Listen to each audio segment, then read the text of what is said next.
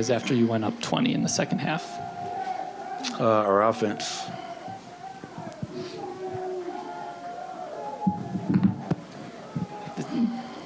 Did you feel like there was anything that you guys got away from offensively in that stretch after you reached that point? I'll have to go back and watch the film. How hard is it just to absorb a loss like this after going ahead by 20? Question, man. The season's over.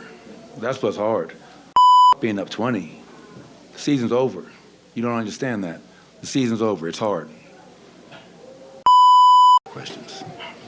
Nicole and Jamal, Coach, carried a lot of the burden offensively for you guys. What did you, what sort of broke down between them within the second half, just within those actions? Well, I think so much was being placed on their shoulders. I mean, it was, we're expecting Nicola and Jamal to continue to pull rabbits out of their hat, man, and somebody else got to give some help. I mean, Joker 34, Jamal 35, and, we just struggle to make shots. They're a really good defense. I thought our guys played extremely hard tonight to hold that team to 98 points, 39 from the field, 29 from three. But as I said all series long, are we going to be able to score enough in this series? And once again, in the 4 losses, we couldn't score. I think now after the 4 losses, we probably average around 85 points a game and 115 in the 3 wins. So we had it going. Jamal had it going in the first half. We scored. And obviously at halftime, they picked up their aggression, ran off our misses. They became aggressive. And then the second half, they totally dominated the glass. We dominated in the first half. In the second half, they rebounded us 29-15. Coach, were you satisfied with the quality of the offense in terms of the process of getting shots, or was it one of those things where you thought that missed shots kind of affected what you guys did on that end and on the other end as well? No, I mean I don't think our missed shots affected anything except the scoreboard. I mean, again, they shot 39 from the field. Anthony Edwards was 6 of 24. So the missed shots didn't affect anything other than us not scoring. But to give up 98 points in a Game 7 on those percentages, I'll take that all day long. Was our offense where it needed to be in that second half? I think it could definitely have been better. We could have gotten probably better looks. But again, for 82 games, they're the #1 defense for a reason. And we just weren't able to make enough shots and create enough good shots in that second half. Coach, after a great first series with Michael Porter Jr. shooting the ball, what do you think happened in this series to his game offensively? They guarded him. Yeah, they guarded him really well. And obviously against the Lakers, he was able to get off. I don't know what the percentages are, but in our 4 losses, I know Michael didn't shoot the ball well, and he wasn't the only one, but, he was 3 of 12 tonight, 1 of 6 from 3. Last 2 games, they doubled Nicola. I felt a lot of those were good looks, just didn't go down. And I know, sometimes it's an oversimplification of the NBA being a make or miss league, but we just did not make enough shots in this series, Michael included, but he wasn't the only one.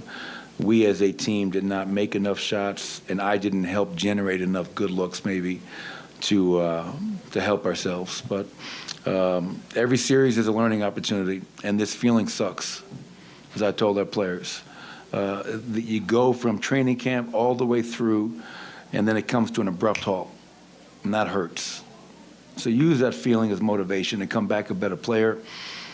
We won it last year. Teams in the West, they regrouped, they retooled. How are we going to beat the champs? And teams got better.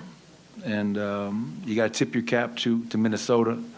Obviously, Chris Finch, their team, Anthony Edwards, all their players.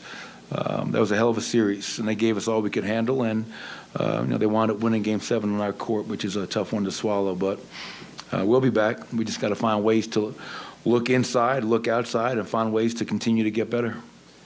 Coach, to fight for and top 3 seed and then to ultimately lose 3 home games in this series, how, you mentioned them winning on your home court here in the holler and in the locker room. How tough is that to swallow that you guys did lose the 3 home games? Well, of course, we have one of the best home records in the NBA this year, and to lose 1 and 2 and then to lose 7 is I don't think anyone could have predicted that happening. I think most people had the series going 7, but not the way it went 7. It was kind of a strange series in that regard. But yeah, that's to let them come in here 3 times and beat us on our home court. That's something that we're not accustomed to. And if you're going to try to win a championship, if you're going to try to get to Western Conference Finals, obviously you got to protect your home court. Michael, you touched on it briefly, I think, in the previous answer, but the devastation you saw from your players walking off the floor down the hallway, what kind of a message do you try to give to them?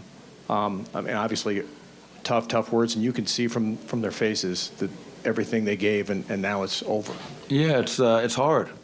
And I think, as I've gone through my NBA career as a head coach, I used to meet with players right after the season ended and talk. I don't do that anymore. It's too emotional. The sting of it is still too raw. So I think it's good for everybody to get away, for me to get away, and kind of reflect on the season in totality. Because right now, all I'm thinking of is that we're done, and that for me hurts. For our players, it hurts.